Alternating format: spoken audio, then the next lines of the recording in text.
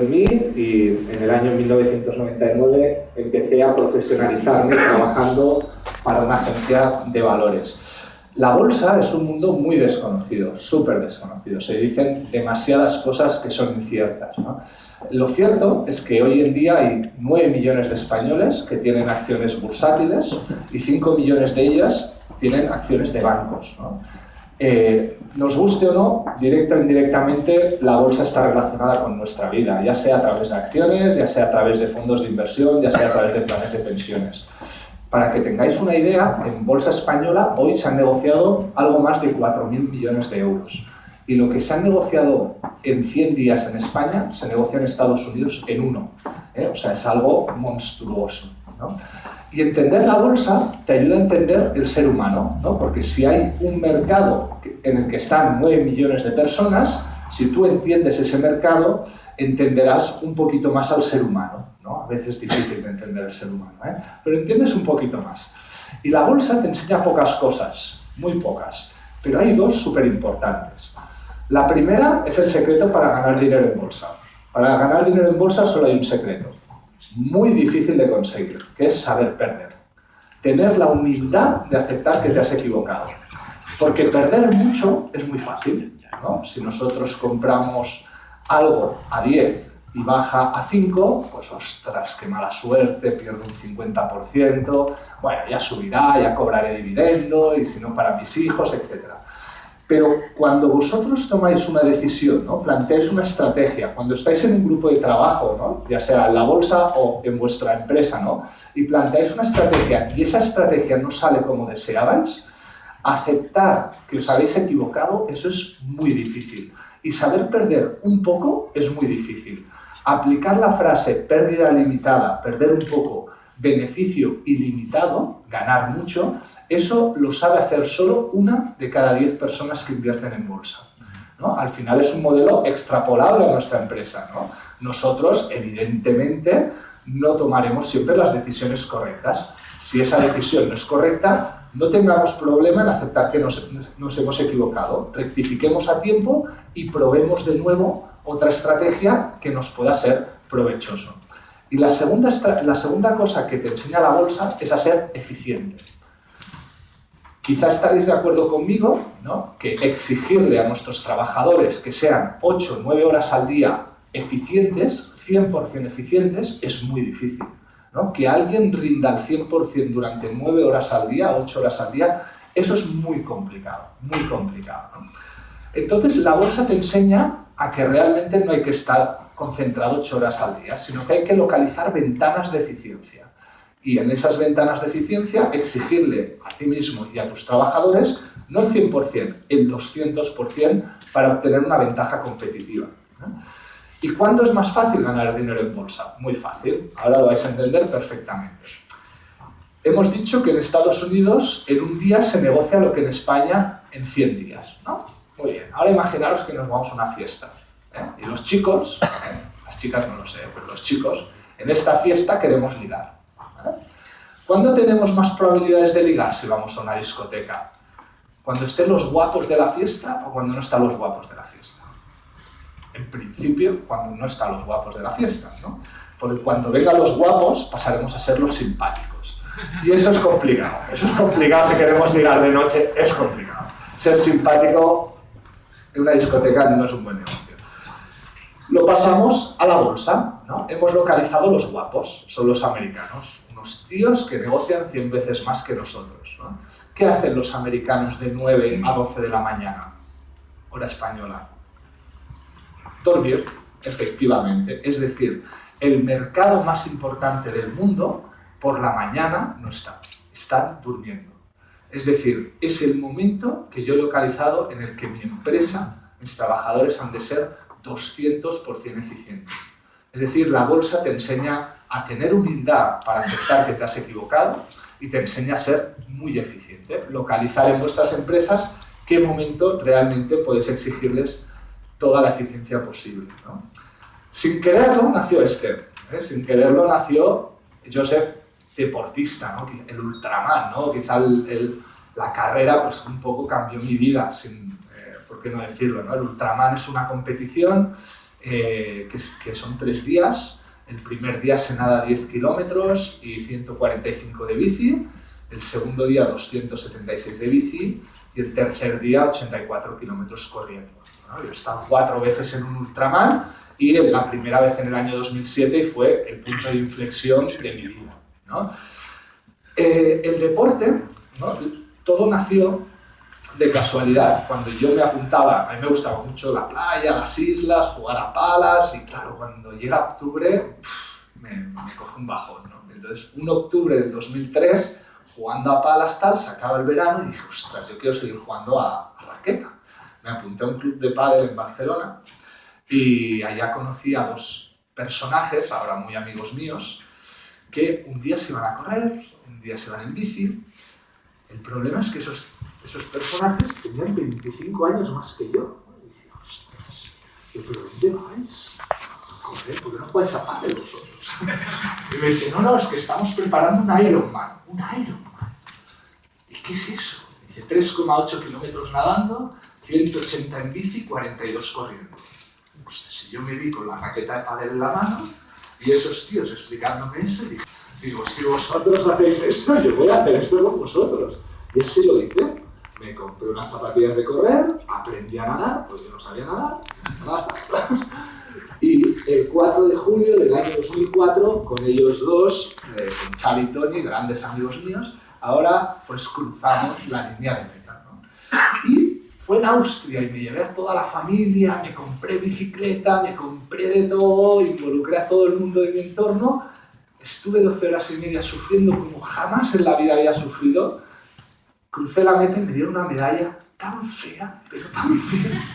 Y dije, madre mía, todo este ciclo para esto. Entonces entendí y dije, no es solo para esto, ¿no? Entendí que el deporte, lo que me había enseñado, es que si en la vida tienes un objetivo y luchas por ello, puedes conseguir prácticamente cualquier cosa. Hay que agotar los recursos antes de decir que no puedes conseguirlo, ¿no? Y al final, la bolsa y el deporte son 2 mundos que parecen muy opuestos, ¿no? Y realmente lo son, ¿no? Pero hay 4 cosas que tienen en común y que os voy a transmitir hoy, que es fraccionar objetivos, creer en uno mismo, trabajar en equipo y comunicar, explicar las cosas, ¿no? Porque claro, si ahora yo os digo, vamos a correr 100 kilómetros, bueno, ya sé que en las islas es como si en la península digo 1000 kilómetros, ¿no? Pero vamos a correr 100 kilómetros, ¿eh? Da pereza, ¿verdad? Da pereza cuando empresarialmente nos planteamos un objetivo y es un objetivo que realmente, aunque sabemos que lo hemos conseguido, nos da pereza, ¿no? Si es de gran magnitud, ¿no? Y es evidente, ¿no? Es evidente que hemos de aprender a dividirnos las cosas, hay que aprender a fraccionarse las cosas para no agobiarse, ¿no? Y esto a mí me lo enseñó el desierto, ¿eh? Lo mismo esto del Ironman, pues me pasó en el año 2005, vi por Collserola, en Barcelona, veo a unos tíos corriendo con una mochila, con las botellitas, y digo, ¿qué hacéis? Nos vamos al Sáhara a correr la maratón de sables. Hostia, digo, ya me han futuro, ya me han fastidiado. ¿Y qué es eso? 250 kilómetros corriendo en 6 etapas por el desierto del Sáhara. Madre mía. Lo mismo, digo, ¿vosotros vais? Pues yo voy. Y así lo hice. El problema es que el 4.º día eran 70 kilómetros. Y yo nunca había corrido 70 kilómetros. Y me encuentro en la 4ª etapa, después de casi 3 maratones en 3 días, que tenía que correr esos 70 kilómetros. Y dije, bueno, ¿y ahora qué hacemos? ¿Cómo lo hacemos? No te agobies, yo sé. Dije, a ver, 70 kilómetros, 7 avituallamientos, 10 kilómetros, demasiado. Entonces entendí que debía engañar a mi mente. Y debía engañarla con microobjetivos fácilmente alcanzables. Entendí perfectamente que tenía que dividir, que en ningún caso podía pensar en 70 kilómetros, en ningún caso. Tenía que dividirme esos 70 kilómetros. ¿Cómo? Con microobjetivos muy fáciles. Algo que realmente no me costara nada. Porque ¿verdad que 15 minutos no nos cuesta nada? Más rápido, más lento, hace falta ganar. Pero 15 minutos es algo accesible, ¿no? Accesible para todos, ¿no? Entonces engañé a mi mente. Le dije, mira, Joseph, no vas a correr 70 kilómetros. Imaginaros toda esta película en el Sáhara, ¿eh? O sea, no está mal, ¿eh? No vas a correr 70 kilómetros. 15 minutos y ya está. Muy bien, corro 15 minutos. ¿Y ahora qué? ¿Qué hace el ser humano cuando consigue un objetivo? Normalmente se pone otro. ¿No? Conseguimos una cosa, queremos más. Conseguimos 1000 inscritos, queremos 1100. ¿No? Siempre queremos más. Siempre queremos más y más y más. Y eso es un problema. Es un problema porque si no premiamos a nuestra mente, habrá un momento que nos desmotivaremos. No podemos considerar que hacer las cosas bien es lo normal. Hacer las cosas bien es muy difícil, pero que muy difícil. Y correr 15 minutos por el desierto es muy difícil. Con lo cual, si corro 15 minutos, lo que da es darme un premio. Beber un poco de agua, comer un trocito de barrita, algo que me motive a correr 15 minutos más. Claro, esto trasladado a la empresa, si yo a mis trabajadores les pido que hagan algo y lo hacen bien, les he de premiar. He de valorar el capital humano. Hay que valorar. Hay que tener un equipo motivado. ¿No? ¿Cuánto hace que los que tenéis una empresa no valoráis el capital humano? Si alguien de vuestro equipo hace algo bien, ¿cuánto hace que no se lo decís? ¿No? Decírselo, porque estará motivado, porque verá que cada vez que hace algo bien, recibirá un premio. Un premio, si le queréis regalar una semana de hotel, estará encantado, pero no hace falta. Simplemente diciéndole qué bien lo has hecho, eso es un premio. Valorar el capital humano, fraccionarles objetivos dentro de un gran objetivo y ya veréis cómo llegarán mucho más lejos de lo que ellos al principio pensaban. Hay que premiarse, Si hay que correr 10 kilómetros por el océano, pues oye, cada 1000 metros, un sorbito del agua. Pero habrá momentos que el cuerpo dirá basta, pero ya no puedo más, ya no puedo más. Es el momento de creer en uno mismo, de creer en nuestro talento. Porque estoy convencido que todos aquí, aunque parecemos diferentes edades y aspectos físicos, pero todos tenemos en común una cosa al menos, que es que todos sabemos hacer una cosa muy bien, seguro, muy bien. Yo sé comprar barato y vender caro muy bien, muy bien. Y estoy seguro que vosotros, cada uno de vosotros sabe hacer algo muy bien. Y eso lo debéis de tener muy claro. Nunca debéis de dudar de vuestro talento. Nunca, porque nunca vais a ir atrás. Siempre vais a mejorar. Para conseguir un objetivo, lo primero que hay que hacer es creérselo. Si yo quiero correr 84 kilómetros en Hawái, lo primero que hay que hacer es creerme que puedo correr 84 kilómetros. Si no me lo creo ni yo, mejor que ni me cambie. No lo voy a correr, no lo voy a conseguir. Confiar en vuestro talento. Muy importante. Cuando cometemos un error, ¿qué hacemos cuando la cabeza se bloquea? Dice, basta, ya no puedo más, estoy cansado, estoy agotado. Analicemos los errores. Cuando nosotros hacemos una estrategia de bolsa y la estrategia de bolsa sale mal, hemos de analizar por qué ha salido mal. El último gran error que cometáis puede ser vuestro gran maestro, pero si aprendéis de los errores. Si no aprendéis de los errores, no ha servido de nada. Analizar los porqués y actuar. Actuar. Y encontrar un equilibrio entre dos palabras muy, muy, muy peligrosas. Muy peligrosas. La primera es el éxito. Es muy peligroso sentir que habéis conseguido éxito. ¿Por qué? Porque si os sentís exitosos, os relajaréis. Si os relajáis, perdéis. Este es un ejemplo cruel, pero es cruel, no sé, lo siento. Pero es real. Una empresa que era líder mundial de telefonía móvil, ¿cuánta gente en la sala tiene un Nokia? 0. ¿De verdad? Uno. Un romántico. Romántico. Ese señor es un romántico, Pero fijaros, si hubiéramos hecho esta pregunta hace 6 años, hubiéramos levantado todos la mano. Una empresa se sintió exitosa, no creyó en el smartphone, se relajó y perdió. Manteneros la tensión y no sintáis que lo habéis conseguido todo, por muy buen producto que tengáis. Y de igual manera que no hay que sentirse exitoso, tampoco hay que sentirse fracasado. Fracaso no existe. La persona que se sienta fracasado va a tardar muchísimo en salir del bache. Claro que vamos a tener baches, Por supuesto hay que tener. Yo he tenido 3 grandes baches en mi vida. Primero, para mí yo creo que fue el más duro. Decirle a mi padre que era el único de 200 de suspender la selectividad. Fue terrible. Terrible. Mi padre mide 2 metros, imagínate un tío de 2 metros sirio de 150 kilos. Claro, poca broma, ¿eh? Que casi me enviaba en Orca de un guantazo. Pero entendí que nunca más quería volver a ser el único malo. Nunca más. Y aprendí, y aprobé en septiembre, menos mal. Segundo bache, una gran pérdida bursátil. Por unos tecnicismos, dije, ostras, 23 de abril del 2007. Ostras. Y al día siguiente me levanté y tenía 2 opciones. Sentirme fracasado y no ir a trabajar, o sentir que, oye, no se me podía haber olvidado todo lo que sabía de bolsa en unas horas, ¿no? Fui a trabajar, también pasaron una serie de tecnicismos, me fue muy bien y recuperé el 90% de lo perdido el día anterior. Y el tercer bache, a nivel deportivo, ¿no? Plantearte un objetivo deportivo con Red Bull, el Red Bull 7 islas, el 7 Ironmans en 7 días en las Islas Canarias, no conseguirlo, pues analizar por qué no se consigue, buscar nuevas motivaciones y quién sabe si algún día volverá a intentarlo, pero aprender de vuestros errores y jamás que nada ni nadie os haga sentir fracasados, faltaría más.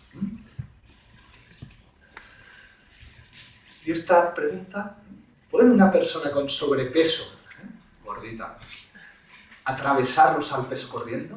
Correr 260 kilómetros en 7 días, subiendo y bajando desnivel acumulado, lo equivalente a 2 veces el Everest, 18.000 metros de desnivel. Aparentemente parece complicado, ¿no? Y a mí me pasó, tuve que responder esta pregunta, y la tuve que responder cuando en enero del 2009 recibo una llamada, contesto, y era el redactor jefe del diario Marca, y me dice, oye Josep, que me han invitado a una carrera, esta que os he comentado, en los Alpes, 260 kilómetros, 18.000 metros de desnivel, por parejas, ¿quieres ser mi pareja? Y yo le dije, Palomar, estás equivocado, tío. ¿Me estás diciendo que tú y yo hagamos pareja? Digo, pero si estás gordo. Digo, pero es que no lo vas a acabar. Digo, me dice, mira, tío, Joseph, vayamos, quedan 8 meses, tú me entrenas y ya verás cómo no será mi límite. Digo, ya me has jodido. Bueno, pues vamos para allá.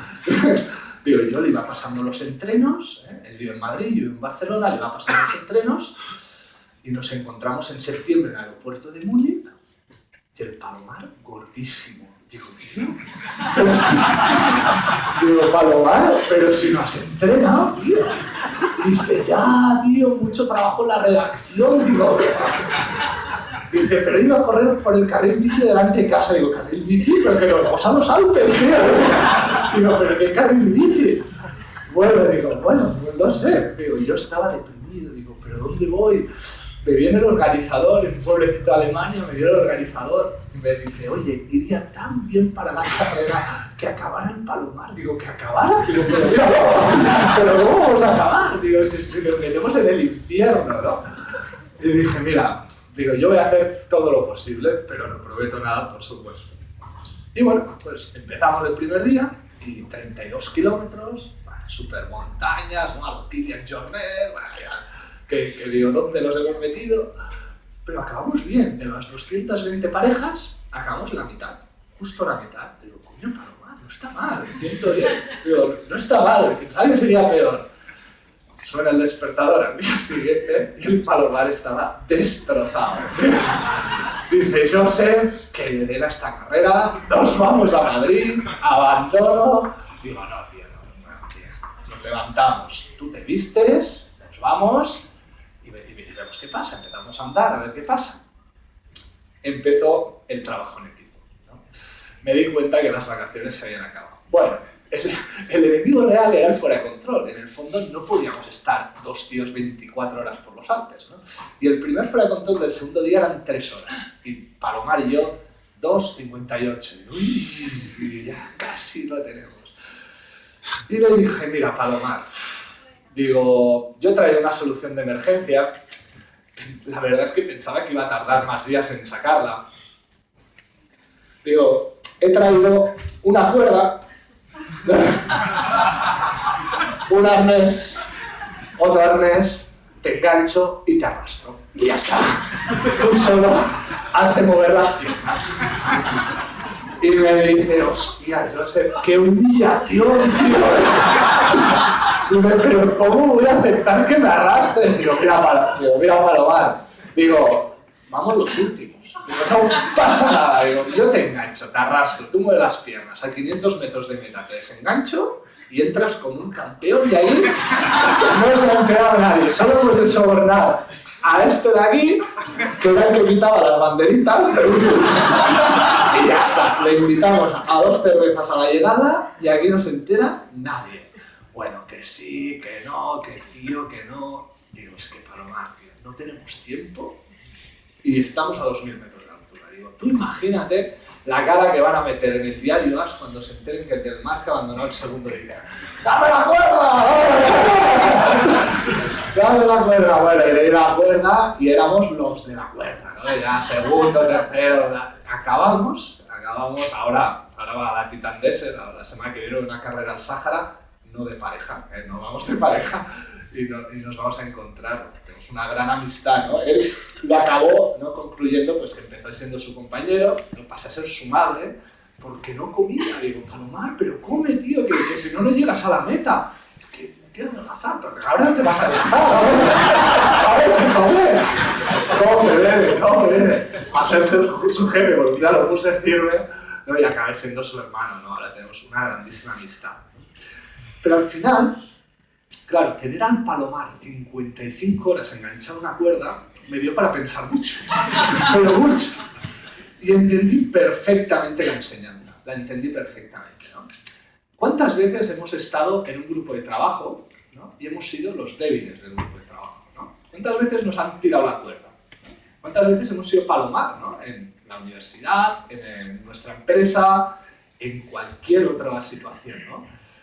Pues nos puede volver a pasar, ¿no? Si nos encontramos en un grupo de trabajo o en una situación donde somos los débiles del grupo, hemos de ofrecer compromiso. ¿Por qué? Porque hay gente mejor que nosotros que no está dando su 100% para esperarnos y para que nosotros podamos cruzar esa línea de meta y para que nosotros podamos ser mejores.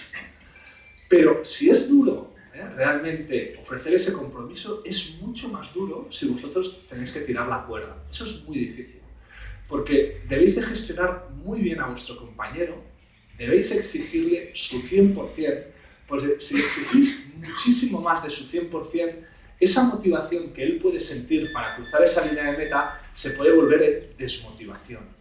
Yo a Palomar le podía exigir que andara. Si le llego a machacar, corre, llegará un momento que desconectará, se desmotivará, abandonará y el equipo quedará eliminado. Porque es muy importante entender que la suma de un equipo es superior a la suma de las individualidades. Si cada uno hubiera ido por su lado, pues uno hubiera acabado y el otro no. Cuando trabajamos en equipo, llegamos los últimos, pero llegamos a meta, ¿no? Así que realmente gestionar muy bien vuestro equipo, si sois los fuertes del equipo, exigirles su 100%, y no los machaquéis mucho porque lo que os puede parecer sobremotivación se va a convertir inmediatamente en desmotivación. Nos gastamos una pasta con ese de las banderitas en cervezas que no os podéis imaginar. ¿No? Al final nos hemos de marcar objetivos. Para ser eficientes somos seres humanos que nos movemos por objetivos, plantearos objetivos que realmente sean ambiciosos, pero ya sabéis que os los tenéis que dividir y premiaros. Y otro de los motivos por los cuales probablemente estoy aquí es gracias a las redes sociales, ¿no? Y a la capacidad de comunicar, ¿no? A la posibilidad que nos brinda hoy en día el explicar las cosas, ¿no? Yo empecé el año 2005 creando un blog donde apuntaba mis entrenos. Ese blog al principio tenía 20 visitas, ¿no? Mis amigos, mi familia, y de repente al mes siguiente tenía 40. Digo, papá, que has entrado muchas veces en el blog. Me dice, no, yo las 10 que me dijiste. Vale. Digo, hombre, pues esto interesa a alguien, ¿no? Es decir, tenemos una ventana de comunicación mundial, ¿no? Realmente podía yo explicar las cosas y la gente sentía un interés, ¿no? Al cabo de un tiempo, alguien dijo, oye, ¿por qué no te creas un Facebook, ¿no? Un Facebook, ¿eso qué es? ¿No? O sea, hablamos del 2008, inicios de 2009. Sí, hombre, una cosa que tú puedes ir actualizando los estatus, ¿no? Todo lo que piensas, lo que no piensas, lo que haces, nos explicas tus viajes, tus fotos, tal. Y me creo, ¿no? Luego el Twitter, el Instagram, ¿no? Hasta el gran bombardeo, ¿no? Que es ahora mismo todo el mundo del 2.0 que no podemos despreciar. Porque aquella empresa que entienda que estar en la red es invertir tiempo y no perder tiempo, tiene una gran ventaja ganada respecto a sus competidores. Pero es muy importante estar en la red, o es tan importante estar en la red como saber en qué red social debéis estar. Porque no considero que todas las empresas, o marcas, o productos tengan que estar en todas las redes sociales. Realmente es muy importante localizar en qué red social vais a poder ofrecer servicio. Y ofrecer servicio implica poder expresar vuestro producto 360 grados, es decir, expresaros vosotros o vuestra marca, vuestro producto, tal como es. Si sentís rechazo de la gente que os sigue, no es la red social que os conviene. Y os voy a poner un ejemplo personal. Yo tenía en Facebook casi 150.000 seguidores y tuve que cerrar Facebook porque cada vez que yo ponía algo de bolsa, era muy mal acogido, ¿no? Entonces quedaba solo como una página de alguien que hacía deporte y no podía expresar toda mi parte profesional, con lo cual tuve que decidir pues cerrar Facebook porque si no quedaba como la página de alguien que no era, que era un deportista, ¿no? Entonces elegí Twitter, donde puedo poner cosas de bolsa, de conferencias, de deporte, de viajes, de lo que quiera. Y es muy importante poder expresaros tal como sois, como contestar a la gente. Es fundamental. Debéis entender que las redes sociales son muy positivas si tenéis este feedback con la gente. Si alguien os pregunta, contestadle, porque si no es un potencial futuro cliente o presente cliente que puede estar descontento.